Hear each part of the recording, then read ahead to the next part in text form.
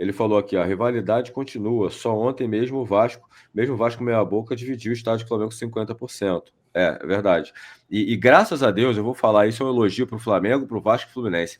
Ainda bem que a gente ainda tem clássico com 50% no estádio, cara, porque para mim isso é outro nível, outro patamar. Eu acho que clássico mesmo, Você quando tá frisou assim, bem, Flamengo, Vasco e Fluminense. é, O Botafogo não. O Botafogo faz questão de ser 90-10, aquele negócio dele lá, direito deles e tal. Mas é Flamengo, Vasco, mas Fluminense e Vasco não se entendem. E por aí não conta é do meio a lado, meio. né, da É, arquibancada. quando vai de lá de arquibancada, essas coisas. Então, é bom frisar isso. E aí uma elogio à torcida do Vasco. A torcida do Vasco sempre vai. O Fluminense às vezes vai. Às vezes, contra o Flamengo. A do Vasco vai ser. A torcida do Vasco não tem medo de ir ao Maracanã. Isso é verdade. É. No jogo com o Flamengo. Mesmo tomando porrada. Tem uns que saem no intervalo e tal, mas eles vão. Tomando porrada que eu falo, porque, cara, são 28 jogos, são 2 vitórias do Vasco. Perdeu 16. Faltou 10. Né? Algumas goleadas. E as vitórias Boa foram... goleada recente, né? Exato, e as vitórias foram aquelas que não mudaram nada, né? Uma com o Ceni, depois o Flamengo foi campeão carioca, perdeu aquele jogo, não mudou nada. O Flamengo estava envolvido em outras competições, não me lembro bem qual foi aquela semana. Tinha tido um outro jogo. Supercopa, isso mesmo. Foi a Supercopa e o Flamengo e Vasco foi logo depois. Foi o jogo logo tipo depois, meio que da festa. Exato. Exatamente. Ele perde aquele jogo, mas não muda nada. Depois o Flamengo é campeão carioca com o Rogério Ceni de técnico. E bicampeão na época, né? Biotri. Isso. Tri, 21, Tricampeão. Que tinha sido campeão com o Abel, com o Jesus, aí ganha com o Ceni. E o outro foi com o Vitor Pereira, o gol do Pumita. Também não mudou nada. Depois o Flamengo seguiu no campeonato, foi à final, aí perdeu para o Fluminense. Eliminou o Vasco na semifinal? Exatamente, ele elimina o Vasco depois. Ou seja, o Vitor Pereira perdeu um jogo, mas eliminou o Vasco. O Rogério Ceni perdeu um jogo, mas foi campeão carioca. Ou seja, as duas vitórias, gente, não significaram nada. Nada. Que eu me lembro que o Vasco se deu bem foi em 2015, quando venceu pela última vez aí, no Maracanã, que eliminou na Copa do Brasil. Foi no ano do respeito voltou. Mas no final o Vasco foi rebaixado da Série B. Com o Eurico, que não tinha rebaixamento no seu currículo como presidente do Vasco. O rebaixamento foi com o Roberto, o primeiro.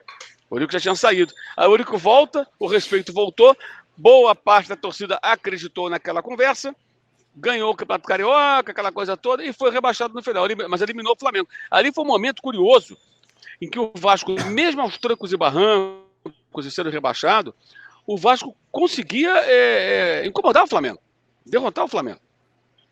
E aí é que o André falou, rivalidade, cara. Fica achando que vai ser assim a vida inteira. Vai ter uma hora aqui, Palmeiras e São Paulo. Palmeiras campeão e tal. O São Paulo sempre incomoda o Palmeiras. Dá trabalho pro Palmeiras. Corinthians não. Mas São Paulo dá. Não, são rivalidades. Tem coisas que acontecem que não se explica muito. Entendeu? Então, acho que o torcedor do Flamengo que acha que o Vasco acabou e tal, acho que está sendo um pouco ingênuo. Entendeu? As coisas mudam. Pode demorar, mas pode mudar. Porque o Vasco vai continuar tendo uma grande torcida. Isso, evidentemente, permite a ele se regenerar. Agora, está difícil. E essa venda não foi para o comprador ideal, convenhamos. Na 777 tem histórico aí de clubes rebaixados pelo mundo e tal, e agora envolvido em 1000 confusões aí, polêmicas. Não foi bom, não.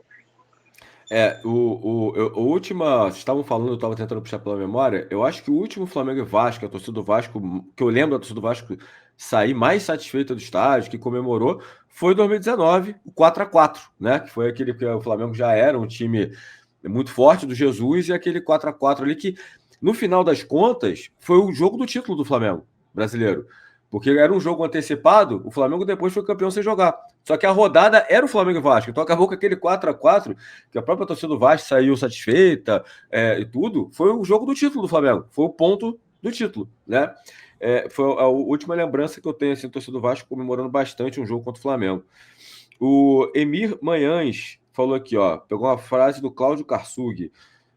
Aí ele fala a frase do Cláudio Karsug. No tênis, quando um set acaba 6x1, significa que o jogador jogou e o outro ficou olhando. Quando isso acontece no futebol, o que dizer? Tá falando aqui o Emir Manhães. Eu achei tem um superchat aqui do Matheus que eu achei ótimo, cara.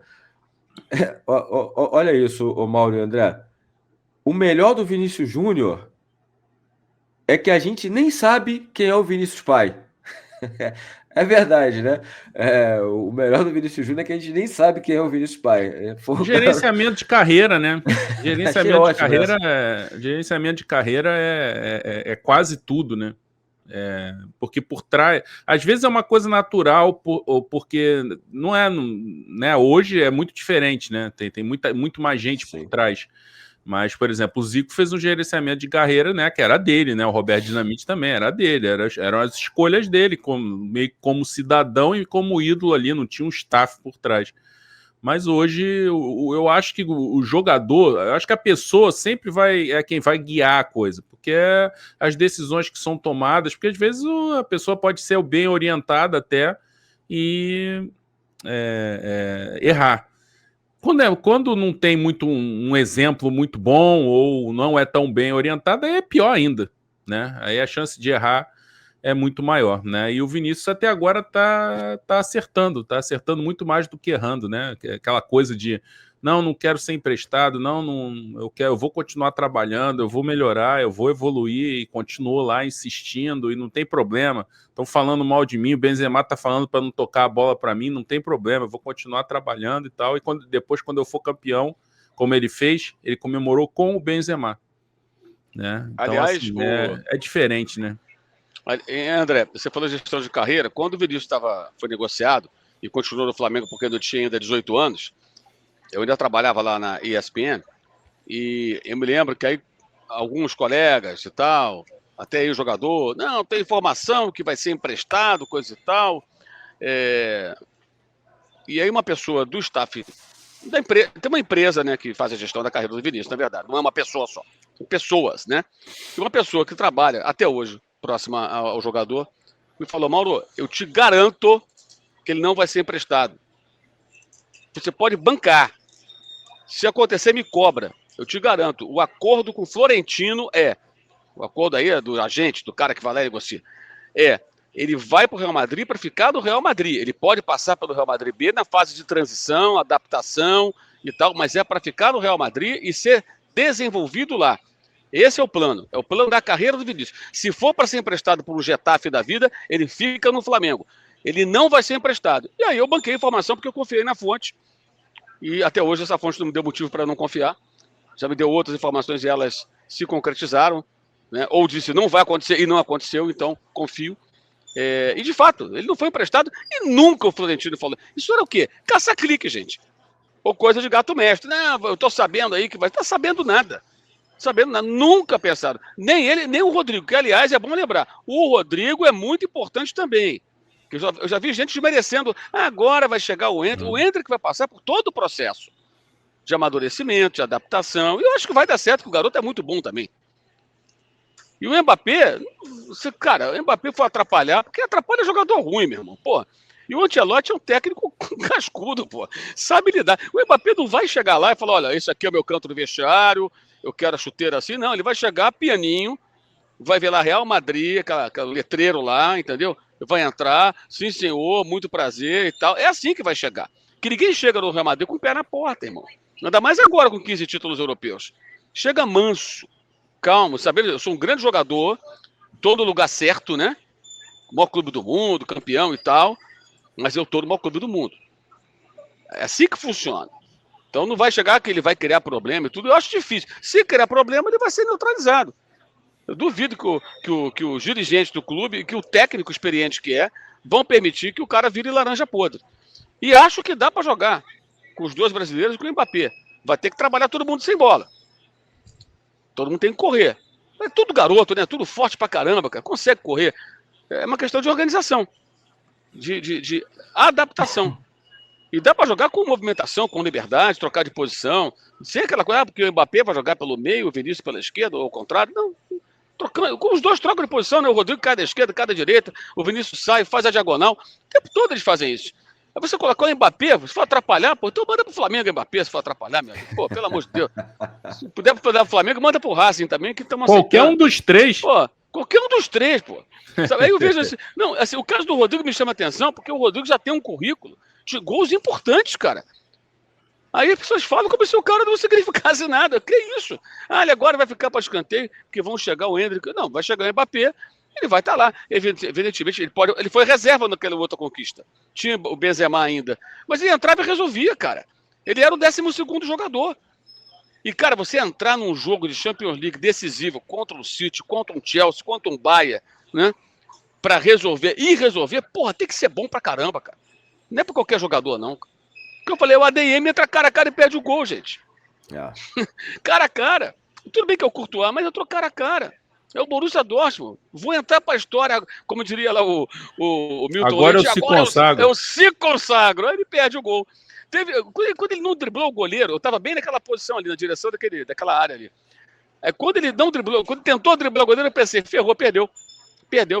Quando ele entrou, eu pensei, vai tocar na saída do goleiro e vai fazer o gol. Cacete, daquela fase. Pensei, vai fazer 1-0 Borussia. Putz, cara, o que vai acontecer aqui? Aí, quando ele cortou, o Carvajal já fechou a porta. Falei, um abraço, não vai fazer mais. E dali vieram outras chances que foram perdidas, mas é a diferença dos jogadores. Eu acho que, né, até com relação à renovação de elenco, nisso aí acho que o Flamengo está indo bem, gente. Os jogadores, todos contratados, são jogadores de uma faixa etária boa. 25, 26, o mais velho foi o Léo Ortiz com 28. Que significa que pode ser um zagueiro por alguns 5, 6 anos ainda, creio eu, né? Até aquele jogador que ele curta caminho, muito técnico, né? Então, nisso o Flamengo tem ido bem. A gente critica bastante aí as bobagens que eles fazem lá no futebol, mas esses mercados anteriores do Flamengo têm sido bem interessantes. Jogadores de uma faixa etária que eles têm ainda um bom tempo aí de carreira e que podem render muito ao Flamengo. Não tão jovens como o Real Madrid, mas é uma outra política, né? Lá os caras têm condições de trazer os melhores talentos jovens do mundo. É outra conversa. O Flamengo tem que trabalhar numa outra faixa dentro da sua realidade. Eu acho que nesse aspecto o mercado que o Flamengo tem feito é bom. E hoje até eu rebati um comentário do Arnaldo hoje no poste de bola do UOL, que ele falou, o Flamengo, eu não concordo com isso.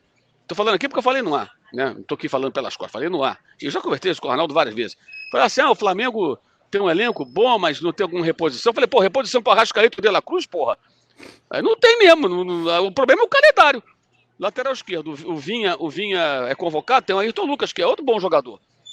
O Pulga não tá, tem o Alan, que é outro bom jogador. Agora, como é que você quer a reposição para Arrascaeta? Pergunta para o Guardiola qual é a reposição para o De Bruyne e para o Phil Foden, que foi o melhor jogador da temporada no Manchester City, campeão inglês. Quem é a posição do Vinícius Júnior? Pergunta para o Ancelotti. Agora vai chegar o Mbappé. Sim, mas vão jogar os 3, os 2. O Vinícius não vai ser reserva. Né? Aí o Mbappé chega, o Mbappé foi convocado, se machucou. Não tem reserva. Vai ter uma reserva para o Mbappé, mas não vai ser o Mbappé. No realidade sul-americana, De La Cruz e Arrascaeta são jogadores que não têm substituto, gente. E, aliás, por isso mesmo, até pincelando um outro assunto que a gente vai falar, o torcedor do Flamengo agora tem que pensar assim, 1-0 é goleada até o final da Copa América. O negócio agora é ganhar. Ganhar, sabe lá como. Estilo Ancelotti, joga mal e vence. Porque não dá para cobrar a excelência ou algo mais com tantos desfalques. O Flamengo perde um meio campo, cara, inteiro, e um lateral esquerdo. Aí você tem uma lesão de um, suspensão do outro. E um lateral direito. E um direito também. Quer dizer, como é que você vai? Perde 2 laterais e um meio campo inteiro. Não tem condição, gente. Você querer que esse time fique no mesmo nível. Vai ter uma queda. E aí, é ganhar. Ganhar de qualquer jeito. 1-0, 2-1, gol no final. Não importa. É pontuar. Pontuar, e se o Flamengo chegar no final da Copa América, ali entre os líderes, mesmo que não seja líder, segundo, terceiro, perto do líder, né? É uma diferença pequena, será excelente. Porque aí quando voltar todo mundo, ele pode dar uma outra estilingada para tentar ter a liderança e brigar pelo campeonato. Eu acho que a única maneira do Flamengo ser campeão brasileiro é pensar dessa forma.